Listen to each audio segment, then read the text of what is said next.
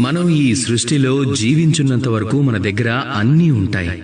మన ధనం, సుఖ సంపదలు, మన మిత్రులు, మన కుటుంబం, ఈ సమాజం, ఇవన్నీ మనతో పాటే ఉంటాయి. ఏ రోజైతే మనం ఈ సృష్టి నుంచి వెళ్లిపోతామో వీళ్ళలో ఎవ్వరూ కూడా మనతో పాటు రారు. ఏ ధనం రాదు, సుఖం రాదు, అలాగే సంతోషాలు రావు.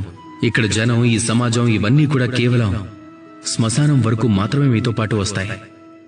దాని తర్వాత కూడా మనతో పాటు ఏదైనా వస్తుంది అంటే అది కేవలం మన ధర్మం మాత్రమే.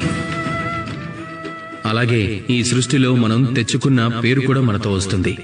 అది కేవలం మీ కర్మల ద్వారానే వస్తుంది. కాబట్టి ఈ సృష్టిలో మీరు ఎప్పటి వరకు జీవించుంటారో అప్పుడు మీరు ఏదైనా సాధించాలి అనుకుంటే ధర్మాన్ని సాధించండి. అలాగే ధర్మం గురించి స్పష్టంగా తెలుసుకోండి. అలాగే కర్మను సాధించండి. అదే మీ భూతకాలం అవుతుంది. అదే మీ భవిష్యత్తు అవుతుంది. అదే మీ అందరికీ ఒక ప్రేరణగా నిలబడుతుంది.